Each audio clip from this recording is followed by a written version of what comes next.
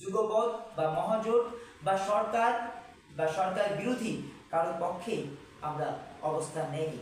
আমরা মনে করি কারো পক্ষে অবস্থান নেওয়া মানে নিজেদের অবস্থানকে দুর্বল করে দেওয়া। প্রিয় বন্ধুরা, সবাইকে কৃতজ্ঞতা জানিয়ে যারা সংবাদ যোদ্ধা রয়েছেন তাদের প্রতি অনুরোধ জানিয়ে একটা বিষয়ের সাথে আমরা আপনাদেরকে সম্পৃক্ত করতে চাই, আর সেটি হচ্ছে লিঞ্চিং নামে একটি বিষয় রয়েছে যেটি বিশ্বব্যাপী এটি প্রচলিত রয়েছে। মানুষের জীবনাচার এগুলোকে যারা হত্যা, হামলা এগুলোর মধ্যে নিয়ে যায়, সেই লিঞ্চিংয়ের ঘটনাও কিন্তু বাংলাদেশে প্রতিনিয়ত ঘটছে। গত 5ই আগস্ট থেকে একটি পরিসংখ্যানে দেখা গেছে 2009 থেকে 2021 সালের মধ্যে মব ইনজাস্টিসের হামলায় 1238 জন মারা গেছে শুধু 11 বছরে। এই এমন ঘটনা আমরা আর দেখতে চাই না বিধায় আজকের এই সংবাদ সম্মেলনের আয়োজন করে আপনাদের মাধ্যমে, সংবাদ যোদ্ধাদের মাধ্যমে, সংবাদ মাধ্যমের কল্যাণে আমরা মানুষকে সচেতন করতে চাই।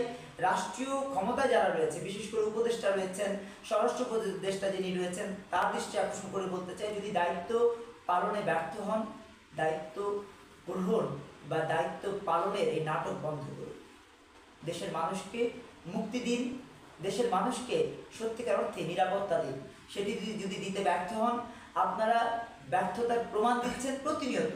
যদি ব্যর্থতার দায় আপনাদের মনে হয় যে ব্যর্থতার দায় আপনাদের রয়েছে, পদত্যাগ করুন।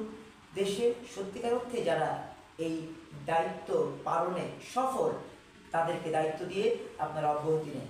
প্রধান উপদেষ্টা ডক্টর ইউনূসের প্রতি আমাদের শ্রদ্ধা রয়েছে।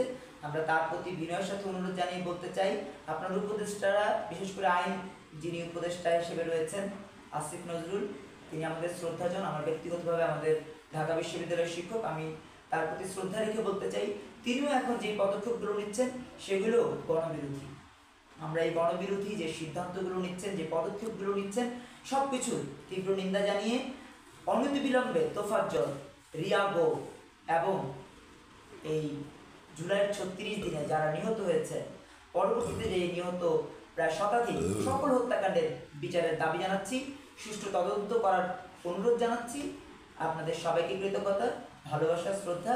মুমিন মেহেদী, চেয়ারম্যান, নতুন ধারা বাংলাদেশ।